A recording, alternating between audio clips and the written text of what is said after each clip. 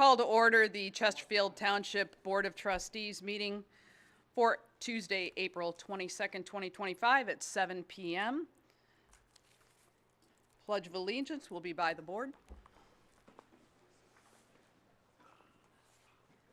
I pledge allegiance to the flag of the United States of America and to the republic for which it stands, one nation, under God, indivisible, with liberty and justice for all.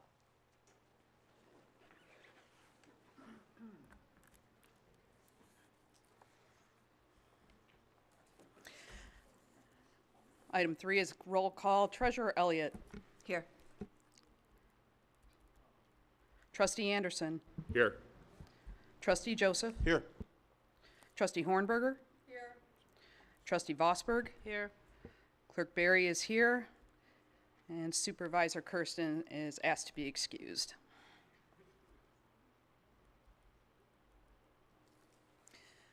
Before we get into the approval of our agenda, the clerk serves as the temporary chair for the meeting until a chair can be appointed permanently. Is there a motion to appoint one of the members permanent chair for this meeting? I'd like to make a motion to appoint Trustee Hornberger to chair our meeting tonight. Second.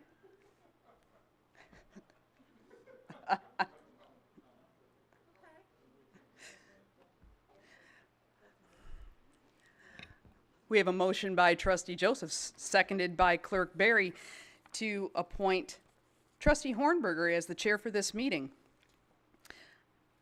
Trustee Joseph. Aye. Clerk Berry, aye. Trustee Anderson. Aye. Trustee Hornberger. Aye. Trustee Vosberg. Aye. Treasurer Elliott. Aye.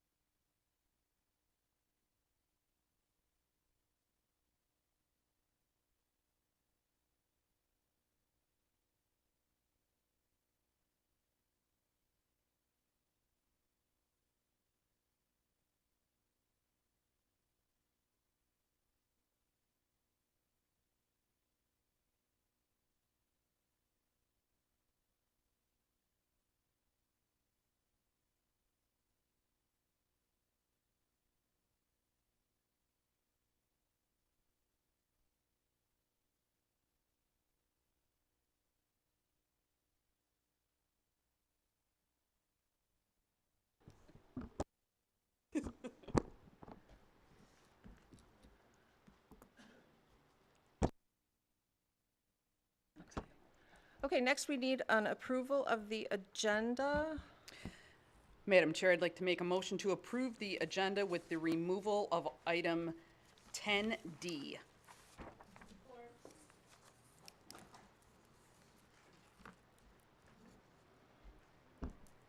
Clerk Berry makes the motion. Trustee Vosberg made the second. Clerk Berry, would you take the roll? Clerk Berry, aye. Trustee Vosberg. Aye. Trustee Anderson. Aye. Trustee Joseph. Aye. Trustee Hornberger. Aye. Treasurer Elliott. Aye. Thank you. The agenda's approved. Now we're going to move into department presentations, correct? Yes. No presentations? Okay. Oh, next department reports. No presentations. We'll move to department reports. Awesome.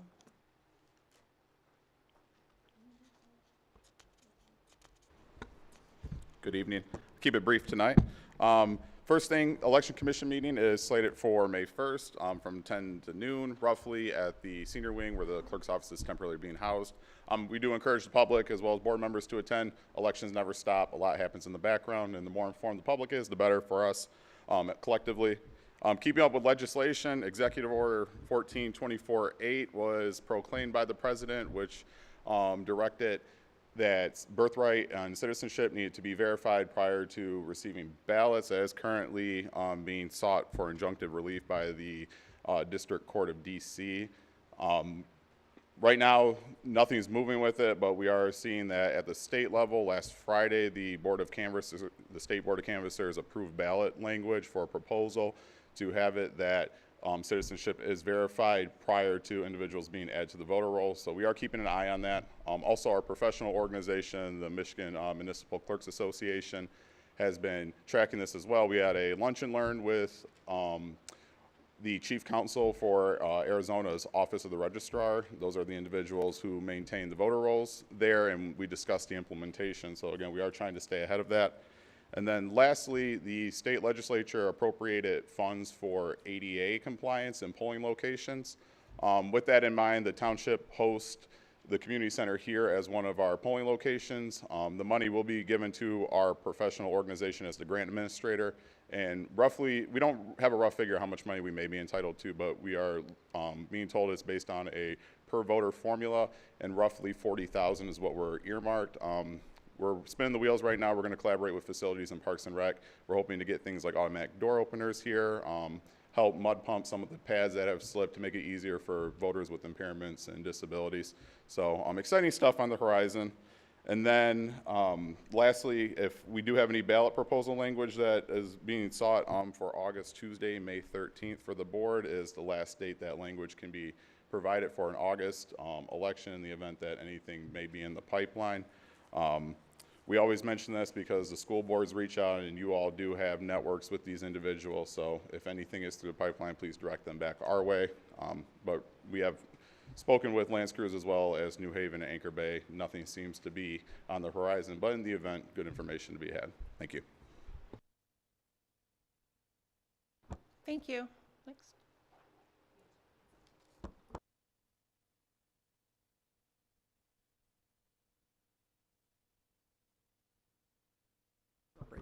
Clerk Berry. Thank you, Madam Chair. Just returned from the Laserfish Conference.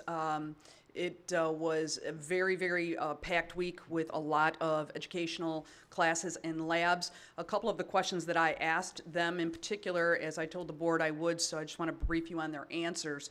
One of the ongoing concerns, security-wise, is it relates to the executive order that was signed by the president requiring birthright citizenship proof in order to register to vote.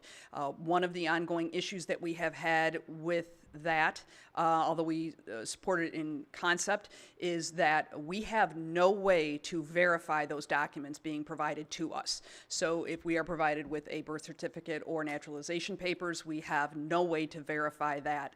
In addition to that, we have ongoing artificial intelligence or AI issues with people creating documents and creating people basically out of thin air. And so those are some of the things that we are concerned about. When I spoke with the information industry experts and I asked, is there anyone who is working on some sort of software or any other type of protocols for us to follow in terms of document confirmation or confirmation of the legitimacy of a document, whether that comes from us or is received by us, I was told at this time there is not. So we are going to implement additional protocols and best practices based on what the state is recommending in order to try to mitigate some of that risk. However, even the state this is something they're working on as well. So when Mason said that we are staying very much on top of this. That's part of the reason why, but the report back from the information technology sector is that currently no one is working on any type of software solution to detect fraudulent documents. So we're going to continue to stay on top of that. Excellent, thank you.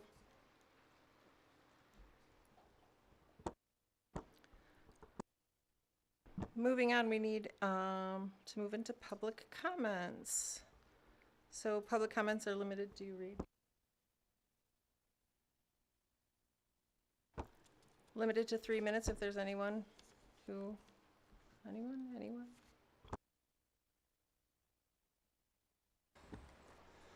James Locke, 32830 Sutton Road, Chesterfield Township. I'd like to discuss on the consent agenda, items C, D, and E. I don't believe any one of these three belong on a consent agenda. C, deals with brine on the gravel roads. Now, at one time when Chesterfield was all gravel roads, dealing with the county to do it, made sense. Now, you got 33 miles of gravel roads and probably 1,000 miles of paved road in Chesterfield Township. Why is everybody in the township paying for the gravel roads? Everybody in the township doesn't pay to have cement work done in a HOA subdivision. Everyone doesn't pay to have blacktop done on county roads. People want their roads done, they pay for it themselves in their own taxes. So why is the township 30, 40, 50 years still doing the same thing without questioning it? Item D. Same thing goes for the Limestone with 5.3 miles of road. Why are we constantly paying the county to do work that's their job? When we want something fixed on our roads, all we hear from the board here is, that's not our job, that's the county's job. Let the county do their job. You could take that $31,000, put it for a playscape at the new park you're gonna build up on 25. You could use that $31,000 for almost anything that's needed in this township. But nobody's questioning it. You want to put it on consent agenda and run it through without any discussion. And you get down to the other, item E, that's fire hydrants. Since when is fire hydrants routine? It's always been on the consent agenda. It's never been on the other. It's always been the regular agenda. Now, is this the only place we can get fire hydrants from? Can we get them somewhere else cheaper? What? Maybe, do we need to maybe stock some fire hydrants? If you know you're gonna be building ahead of time and you have to put in fire hydrants, we can get a discount by buying a large quantity instead of buying 3 at a time. Nobody discusses this. You know, it just seems like everybody wants to streamline this board meeting as fast as they can. And I said, people are not getting a chance to talk and discuss about things that need to be talked about.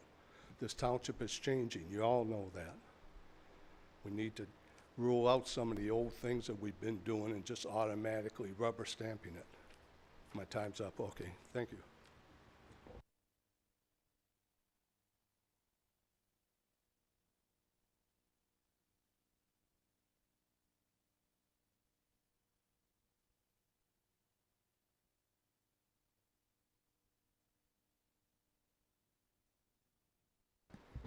John Speaka, Chesterfield Township. As far as items on the consent agenda, C, D, and E, I believe should be discussed on the, they should be items of the regular agenda. They should be discussed in public and not just one vote for everything. So I agree with what Jim said. On the bill run, no, I do have a couple questions. I'm sure you guys did your, I hope you did your due diligence before approving that bill run. There were a couple fraud charges on the bill run that came up to about $1,609.94. So it's on page 2 or 3, Dave, on the bill run. So my question is, how did somebody get a hold of the township credit card? What department head was in charge of it? And what are we putting in place so that this doesn't happen? And what do we do on a monthly basis to ensure that all the charges aren't fraudulent and they're legit charges? What safety do we have in place? So there was an overpayment, too, on the bill run of $903.32. It was a treasurer's refund for March 2020. How do we overpay on a bill run? So maybe somebody could explain that to me. And then as far as underwater and sewer, the leasing program that I was totally against for the vehicles out of the gate, that I'm still against, totaled around $2,461.44 just for this bill run.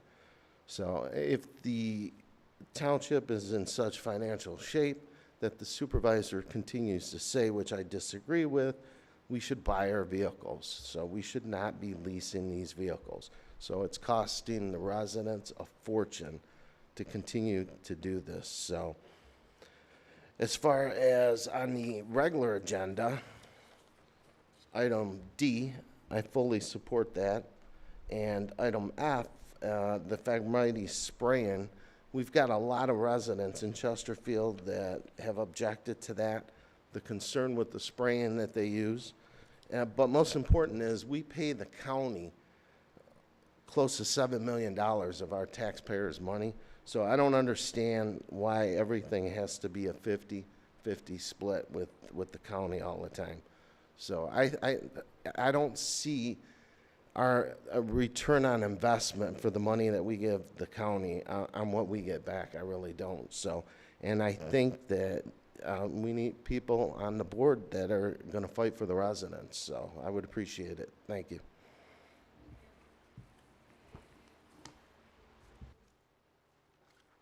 Any other one willing to speak? Public comments, wanting to speak?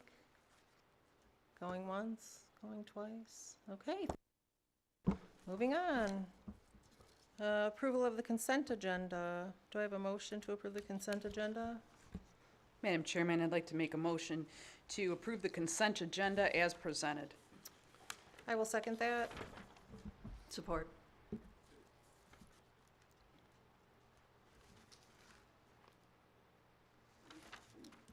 Madam Clerk, would you please take that roll? Who do you have recorded as a second on that, yourself or Elliot? Elliot, thank you. Clerk Berry, aye. Treasurer Elliott. Aye. Trustee Anderson. Aye. Trustee Joseph. Aye. Trustee Hornberger. Aye. Trustee Vosberg. Aye.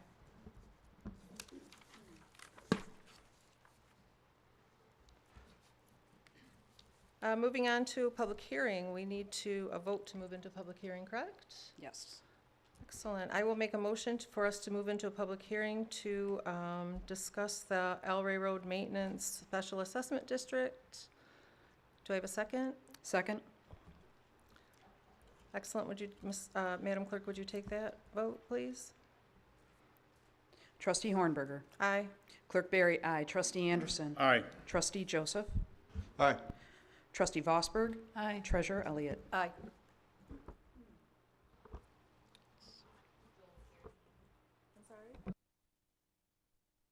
Okay, Mr. Nichols is here to speak.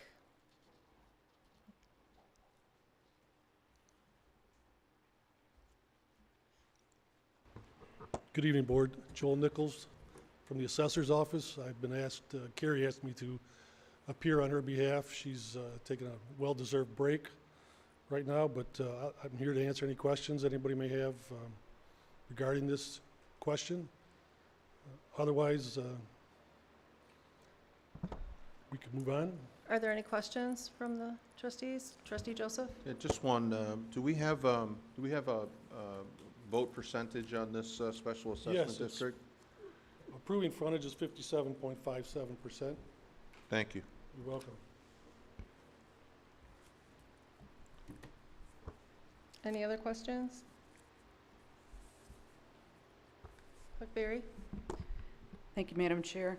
I don't know if it would be appropriate to ask it now, Joel, or at the next, on the agenda item, but I have on our agenda that it's asked for a 5% interest rate. Is that standard, and how do we come to that?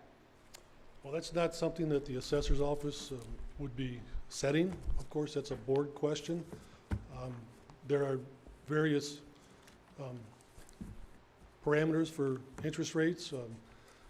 Typically it's 1% over a bond, but this isn't a bonded improvement, or 1% over county bonds, or it can't exceed 8%. But typically that's a board decision. Okay, maybe you can just help clarify, Okay. just for the board.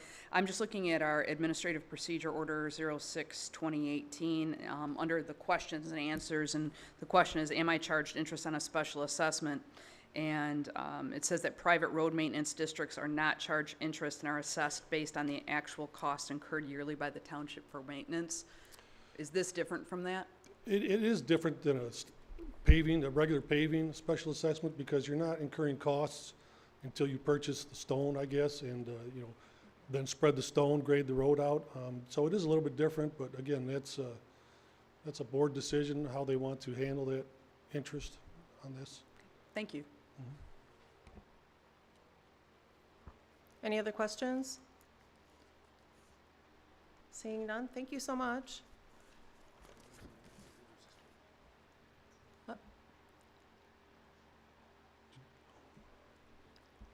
You're welcome to come up to the microphone.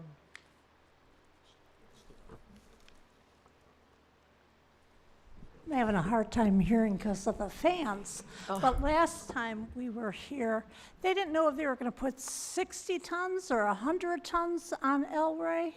And I want to know if they've decided how much gravel they're going to put. Thank you.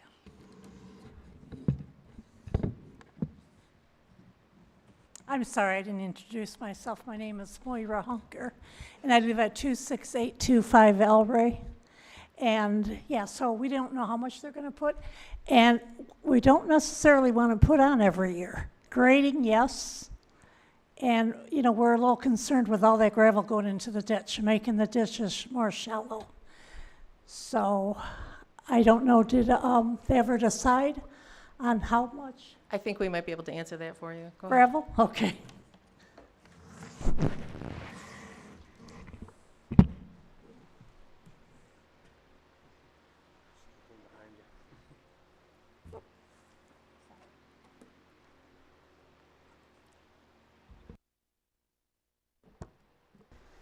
There we go. The amount of gravel will depend on how much is needed out there. The 100 ton that they put on there is just the estimate. We like to kind of give a full range, worst case scenario type of gravel that we would expect. But typically it's nowhere near that as to how much we'd be putting down. Once our crews go out there, can assess the road, they'll put enough down to make sure they can fill those deeper holes, and then they'll regrade it out from there. We try to limit how much we put down because, like you said, we don't want to see it in all the ditches on the road.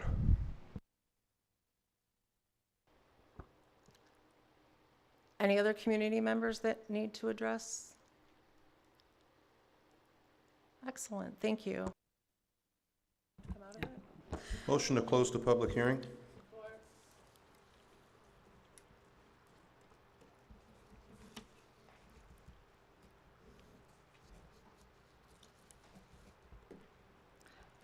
Madam Clerk, would you please take that vote?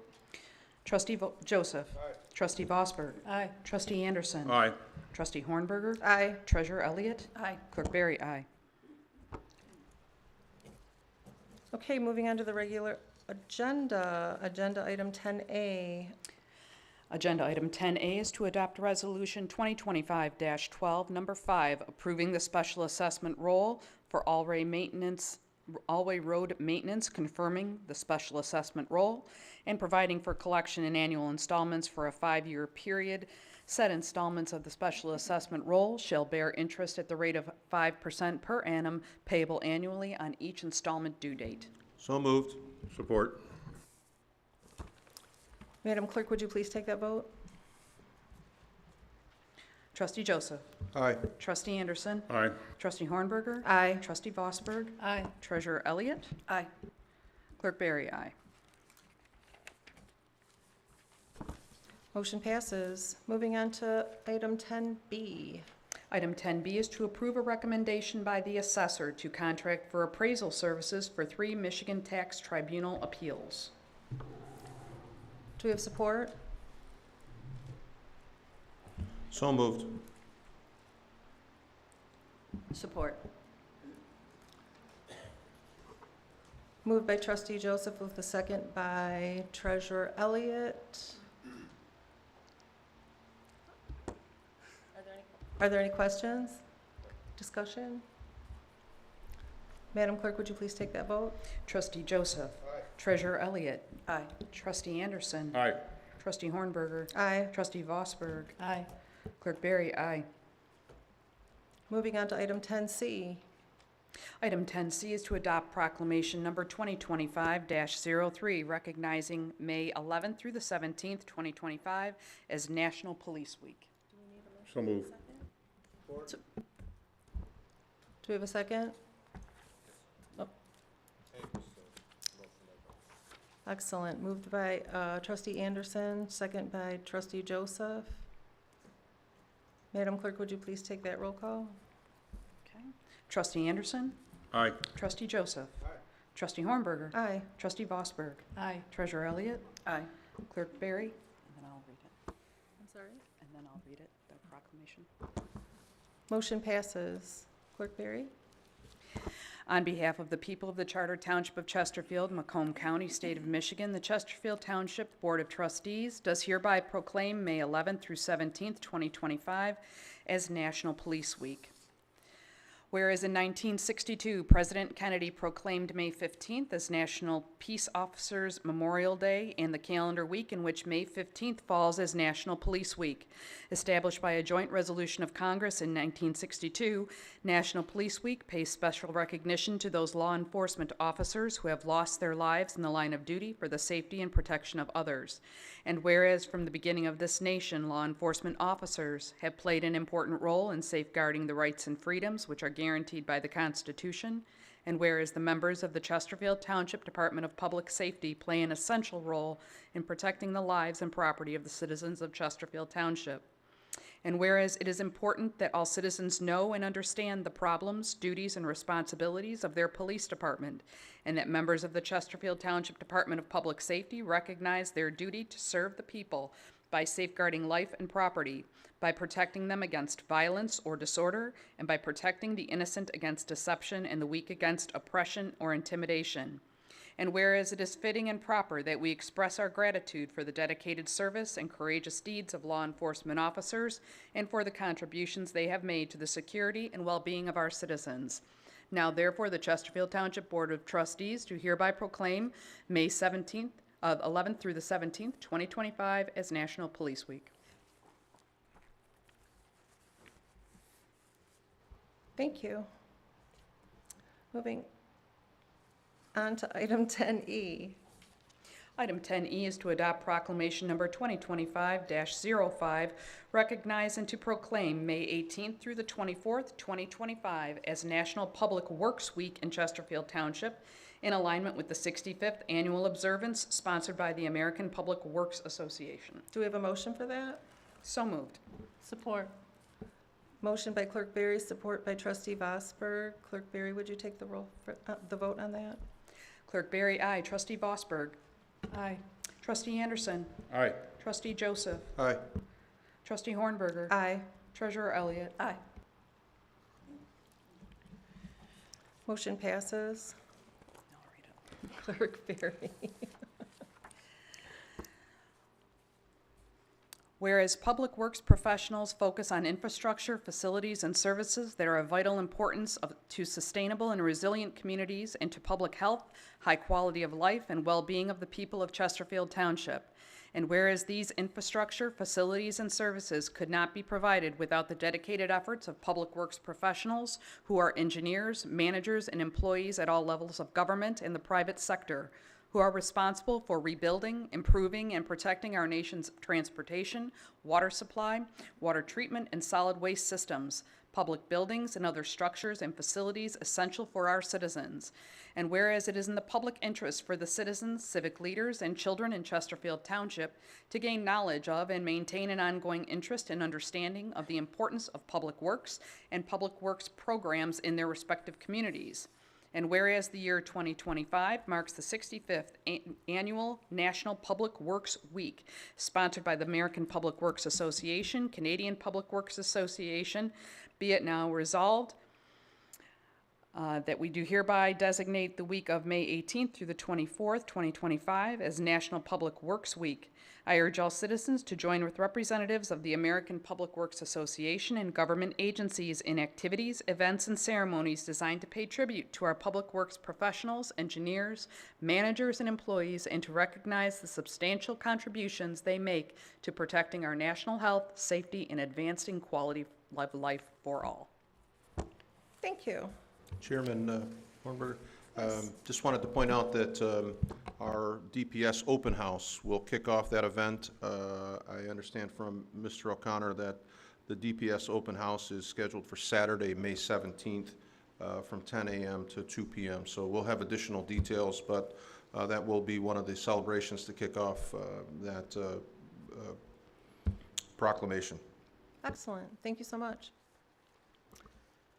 Moving on to item 10G.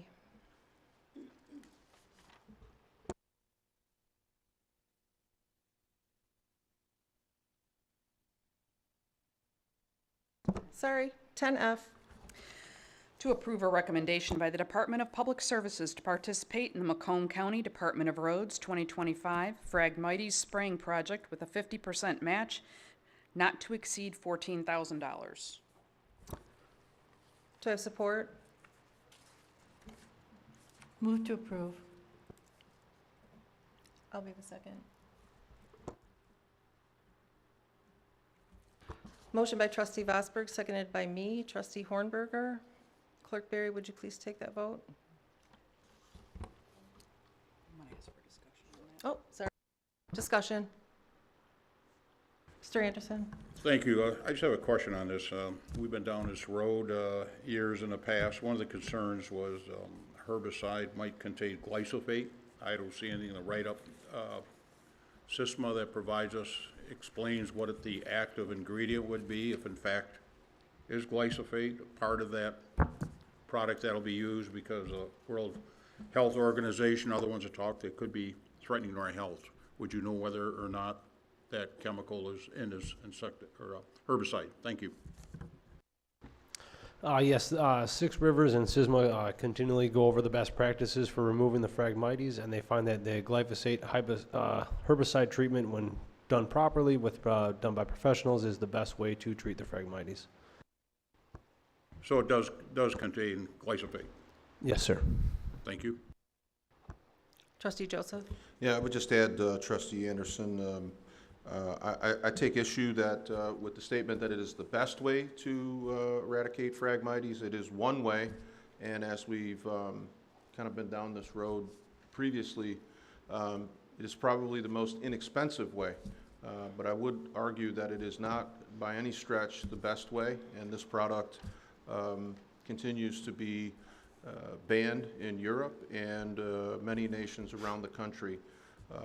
I'm very, very concerned about our singular sort of tool in the use of glyphosate and this chemical to treat Phragmites.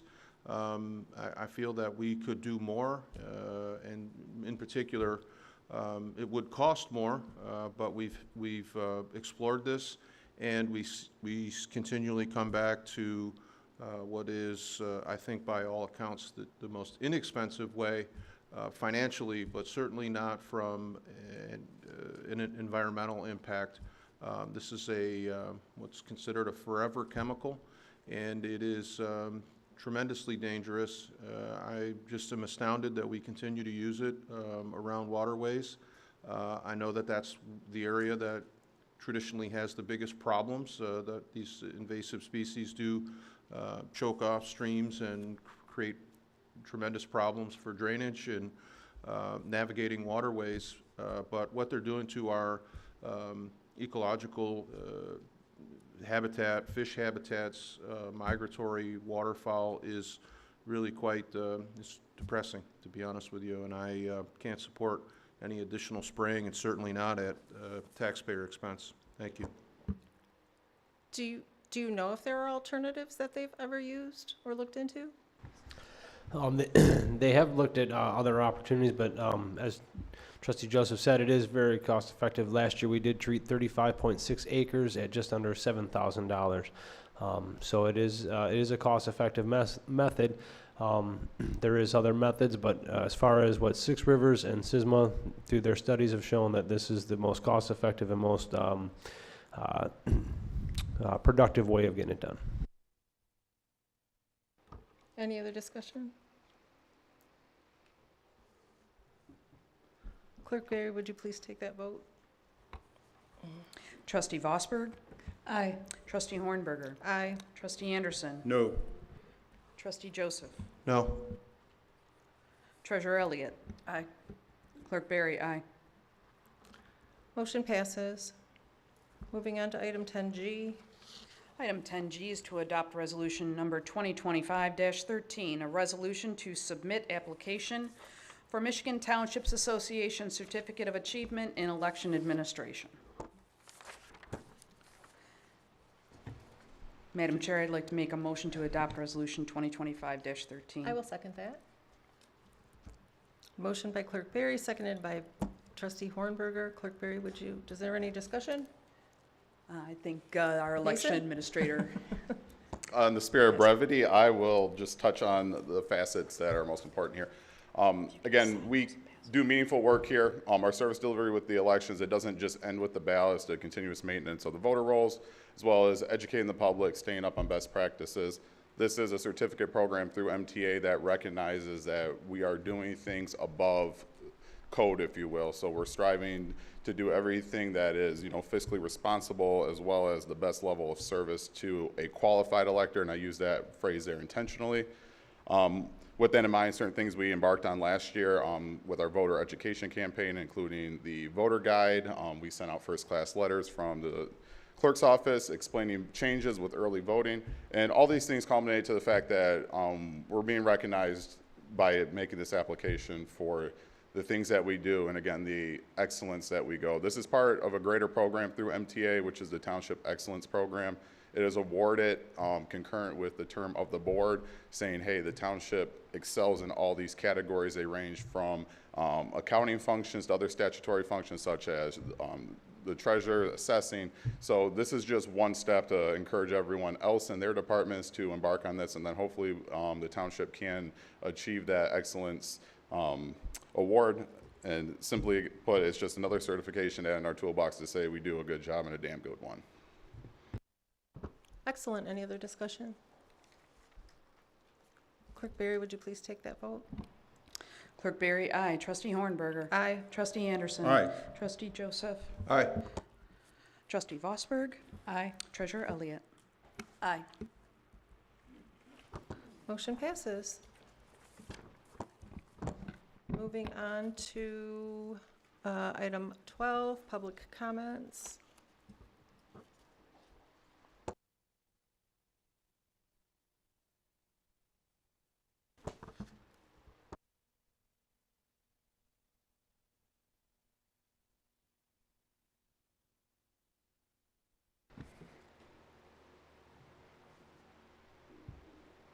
John Speaka, Chesterfield Township.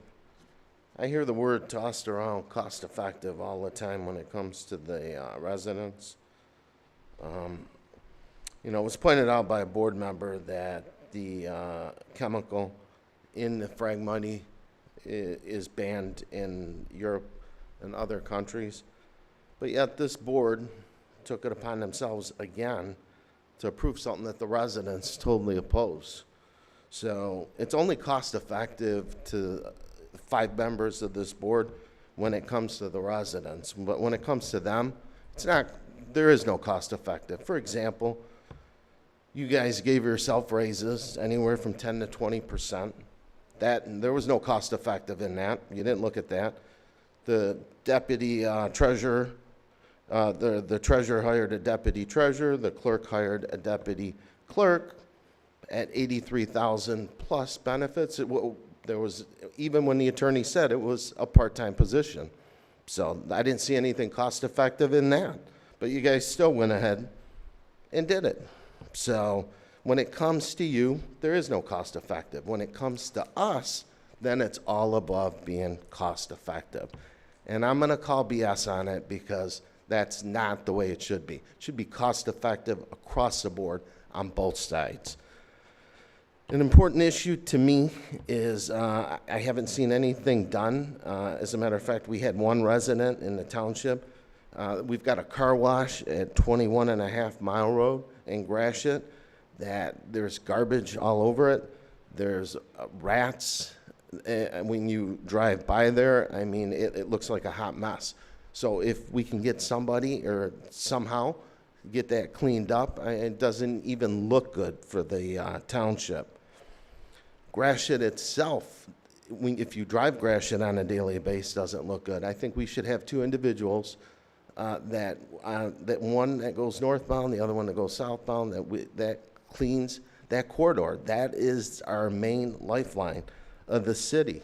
And then I have a question for the treasurer. I haven't been able to ask her, so I can finally ask her because she hasn't been at the last two meetings. But considering the stock market has lost over $6 trillion, I'm wondering if you've got a game plan to, with the money, our money that you have invested, to safeguard that money. So if you could comment on that, I would appreciate if there's anything in place, if you're looking at anything or making any calls.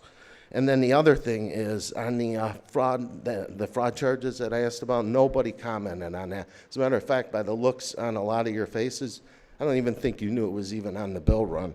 So, but that's not surprising. Thank you.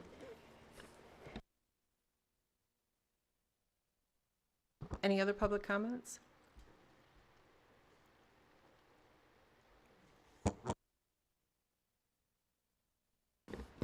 James Locke. This is one of the things I've questioned for a long time, why we only get 3 minutes to speak on all agenda items. So many times something comes up on agenda items, somebody else makes a comment or a question that we never thought of in that, and it sometimes gives us an answer, sometimes gives us more questions. For instance, tonight, agenda item B.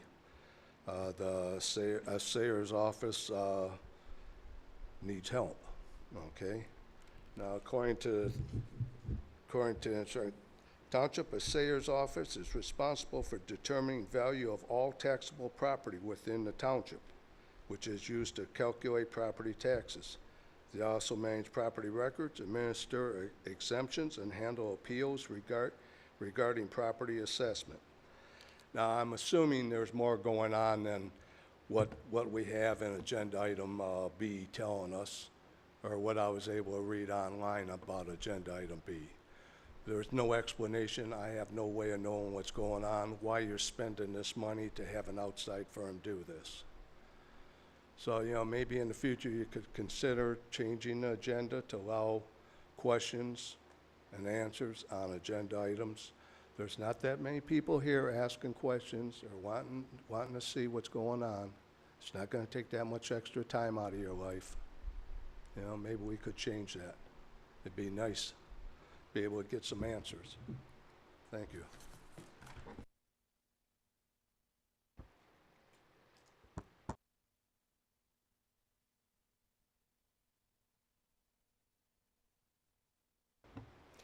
Good evening. As we near the end of Autism Acceptance Month, I'd like to reflect and highlight some facts and headlines of the autistic community. Let's not forget where the diagnosis started, diagnosing these children as schizophrenics and locking them away in mental institutions instead of nurturing and supporting their needs. There's a spectrum for a reason. Some are high functioning and some are savants. Some are mathematically or musically inclined. Others are low functioning, having sensitivities so debilitating to sound, touch, and lighting. Some are like my daughter and nonverbal and need 24/7 care, possibly lifelong. Some news in and out of state for the autistic community. Claude Woosk, an 18-year-old autistic boy, was shot on Detroit's east side after getting lost entering the wrong address into his Uber. Took a photo of his location, asked family for help, and was approached by two men who aggressively questioned him, and he was shot in the back, trying to flee out of fear. He may be paralyzed from his injuries. Victor Perez is a 17-year-old autistic teen who was shot by 4 Idaho police officers 9 times, placed in a coma, and eventually succumbed to his injuries. These aren't isolated incidents, they're just some of the ones that actually got newsworthy coverage. I bring this up to shed light on the community of non-speaking or minimally speaking individuals who don't have the opportunity for explanation in a time of crisis. I have brought my concerns on safety for the autism community before this board before, and it doesn't seem to carry much weight. But while acknowledging April as Autism Acceptance Month is a great gesture, inclusion and awareness should come with more than just words. This community is devastated by far greater statistics than our neurotypical peers, from elopement and drowning being the leading cause of death, to restraint and seclusion tactics in schools and encounters with law enforcement. More than 1/3 of children with autism who elope are never or rarely able to communicate their name, address, or their phone number. Autistic people are 7 times more likely to encounter police because autistic traits may look suspicious to an untrained law enforcement officer. As a parent to a level 3 autistic nonverbal child who can't communicate her needs nor comply with demands, I fear for what my daughter's safety looks like into adulthood. I hope Chesterfield Police Department is willing to enact a similar program such as the one in Sterling Heights, called the Special Needs Registry. The registry allows families and caregivers to share vital details, including communication preferences, sensory sensitivities, de-escalation techniques, and emergency contacts directly with first responders. Knowing one of your former officers is the director of school security at Anchor Bay Schools, which houses 810 children alone with varying disabilities, it is more than likely that you or someone you know is diagnosed with autism, and they struggle daily to be seen as worthy or a part of society. So I'd like to know that the community I choose to reside in is taking necessary steps to ensure the safety of all of its citizens. Thank you.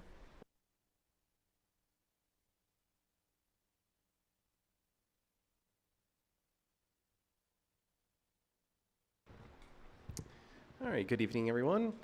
So a few things to take note of today. There was a major fire down south in Roseville, and I actually went to a job fair at Macomb today, and is only literally like 1,000 feet away from where the fire was at. And it's kind of funny because I saw the Chesterfield Public Safety Department being there at the job fair. I'm obviously looking for hopeful recruits in the future, and I hope that they do find some. But at the same point in time, I also want to take note of the importance of how Roseville was able to respond, obviously with mutual aid as well, to such a huge fire at an industrial plant.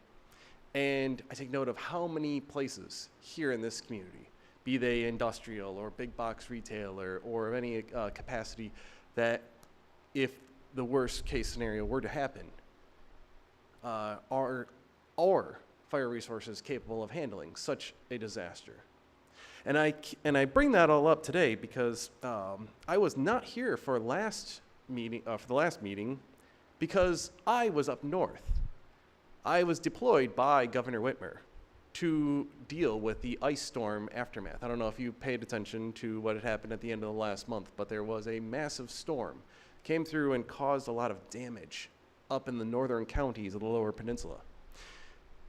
This disaster was unlike anything I had ever seen. The only way to describe it would be almost as if it was tornadic in the damage. Countless trees, telephone poles, just eviscerated. We were up there taking care of the situation, utilizing chainsaws and heavy equipment to free up roadways. And when I mean they were inaccessible, I mean you could not go down in any type of vehicle with them until personnel got there and cleared the area. And it wasn't just us. It was between Air and Army National Guard. There were hundreds of troops up there going out and about all throughout the affected areas. There were local county resources, local resources. I saw linemen, thousands and thousands of trucks. I had never even known there were that many. And I can only imagine they were not just from around the state, but possibly from around the country going up to this area. This was an actual full-scale disaster within our state. And a lot of these communities, these counties up north, probably have the same, if not less, population than this township does. And we are far from the most populated township in this county. And it really goes to show you that should a worst-case situation happen in this community, are we truly prepared? Are we really prepared for such a situation? Because there was no Thank you, way Mr. to prepare for Wharton. that. Thank you. Thank you for going up north and for your service. Are there any more public comments? Moving on to board comments? Mr. Anderson? Thank you. I'll keep it short and defer my additional time to Mr. Joseph. The spring's here finally, and I know our roads, Gratiot and Jefferson, have to be adding to the frustration of our residents or anyone that are using them. On top of that, use a little caution. We have certain individuals out there that feel that they can take their bicycles or their feet and cross anywhere in the street. So besides providing for your own safety and peace of mind, you have to look out for them. So try to do the best we can until they finally get our streets and that back in order. Thank you. Thank you. Mr. Joseph? Thank you. Just trying to respond to a few comments. Mr. Locke, the concerns about agendas items C and D, and just a general concern about public roads. I supported the agenda items. I think it is collectively, I understand your distinction between the impervious surface roads and the gravel roads, but the dust that's generated really does extend far beyond those that are on those roads. So I supported it. I understand that you would like some additional debate and that it not be on the consent agenda. Also, I will investigate the fire hydrant situation.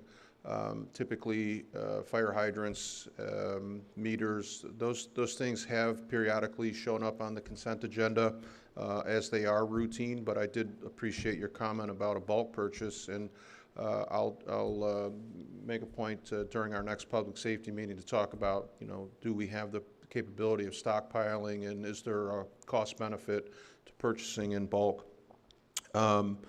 The comments that you made regarding 3 minutes to speak, I do agree with you. I do like the debate, and I do like the resident input when we are deliberating on an agenda item. I try to research agenda items and be prepared to vote, but sometimes I'm enlightened by somebody else who's dug a little deeper or in a different area, and so those comments help me to form a vote. And I try to come to the table with an open mind to listen to fellow board members and residents, so I do miss those days. I think, unfortunately, we ran into some problems, and, well, you've been here for many of those votes, but for the record, I am in favor of allowing residents to speak on agenda items. Ms. Ross, I appreciate your comments with regard to Autism Awareness Week. I kind of cringe a little bit when we pass these resolutions and proclamations because by themselves they really do nothing. But the issue that you raised with police engagement in homes where there is mental illness is something that I've encountered in my professional career. When I was a CPS investigator, I worked with a lot of families who had mentally ill children, and the propensity for domestic violence runs is something that terrifies our police officers. It's something that Trustee Anderson and I have brought up to Captain McNair, who is here tonight, and it's something that we have talked about routinely in our public safety meetings. Sterling is, as you mentioned, adopted a very stringent curriculum, but it's not to say that our department doesn't also have additional training, and this was something that was discussed greatly during our accreditation process. But I would like to pick it up and talk with the chief and the administrative team, including Captain McNair. I know he was taking notes as you spoke tonight. Because as a mother of a special needs child, I realize the fear that you have. There is also fear and concern about training for officers responding to homes where situations look like violence and look like potential for violence, and really what you're seeing is a misunderstanding of mental illness. And so that is a very scary thing. We have our HR director who is newly here, who was also taking notes as you speak. because it's not just our police officers who encounter homes, our inspectors, our assessors, our public works officers, they're all in the home, in residence property and home, and can encounter. So maybe something with regard to an overall training, because this is a very it's a very potentially dangerous situation. So I appreciate your comments, and appreciate you coming to board meetings and just talking about your experiences and helping the board to usher in better policies. Thank you. Thank you. Trustee Vesper? No further comments, thank you. Treasurer Elliott? Thank you. I apologize, my voice is still rough. I've been struggling a little bit with a upper respiratory thing for the last 2 weeks. And, but I do think that there's been some things that were brought up that need to be addressed. Often they sound like they're big ordeals because we have somebody that constantly brings them up as a gotcha moment, and it requires me to go over and explain several things over and over and over again. And so when we're talking about how stocks and bonds in the township investment works, there's something called Michigan Compiled Law. There's Public Act 20, and that governs how township investments are done. That does not, township investments cannot be placed in stocks. And several times over the last several years, I have brought our investments to the board and to the public to talk about how we've increased the T-bills and our exposure to those, because they not only are paying well, but they're the safest thing you can invest in. Now, we also have an investment policy that was approved, APO 15-2021, and that was a certificate of excellence was received on that last February. And for the general public, I think many people who understand stocks and bonds and investing already kind of know this, but for a potential treasurer's candidate up and coming, we'll explain it again. So stocks and bonds have an inverse relationship. When stocks tend to be volatile, the general public will often move their investments into fixed income instruments. And so what happens when you've got the volatility in the stock market is the place where Public Act 20 requires the township to invest is where a lot of people move, which is fixed income investments. So there's not anything different that you're going to do when the market goes up and down than you do every day. The biggest thing is when I came into this office, we were in a very low paying interest environment, and we did not, the thing, if I could have gone back, and my wish would, that we have locked in at, say, the 2% rates when they were at 2%, because when the rates were brought down to the interest-bearing rates at the banks were brought down to 0%, that we didn't get any interest income during that time. And so that would be the only thing that is of concern from the township, is to know when those rates start to come down, whatever investments are available, that we put those forward in as long of a period and lock them under a fairly decent paying interest rate, which is not required. It just takes some very serious analysis of how much cash we need in order to pay the bills. So to move on from there, also there was something about fraud charges that were brought up, and we have township credit cards, which credit cards have great protection against fraud, more so than anything. And so if a number is compromised, as you can see on the bill run, those charges hit, and they were also refunded at the same time. How those happen is something that we've had the Secret Service come in and speak with treasurers and our finance department and those types of things. We have everything in place that we could possibly do. What we can't control is the world that we live in, which is, it is a world full of fraud. And so we have every possible protection that we could possibly have, we have here at the township. However, somehow within the way the internet works, these fraud charges happen on credit cards, and I'm sure that most people can think of somebody close to them that has had that, and you just don't know how they get your number. But that's where the credit card companies have protections for us. The lastly was how do overpayments happen and they need to be refunded, and they can be as simple as a mortgage company pays, a person doesn't realize their mortgage company pays, and they also pay their taxes, and so then you would refund it to you'd say, no, your mortgage company paid, and we refund it to the person. Thank you. Thank you, Clerk Berry. Thank you, Madam Chair. We will be presenting to the board a more comprehensive assessment of our conference that we were at last week. There's an awful lot to disseminate, and we want to get all of that information in one digestible format and within 5 minutes to share with all of you.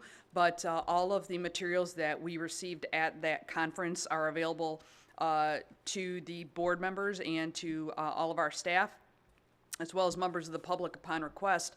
If you're interested in some of the topics that we covered, they were quite extensive. So it was every day, all day, labs, sessions, work groups. I spoke with some individuals from multiple municipalities in Texas, Michigan, all over the country really, and it was very, very valuable resource. So thank you for the board, to the board for allowing us to attend that. Also, and so that presentation is coming. Also would like to thank the board for their support of item G. We're very pleased to participate in the Township of Excellence program, and hopefully the entire township will participate as well, and we will be awarded that. And lastly, I'd like to thank Trustee Hornberger for chairing our meeting for us. Probably I, more than anyone, is so grateful that she did that and did so well, and so thank you, Trustee Hornberger. Thank you, ma'am. Seeing no further comments, we need a motion to adjourn. Moved by Trustee Vosberg, supported by Treasurer Elliott. The motion, all those in favor? Aye. Meeting's adjourned. All right.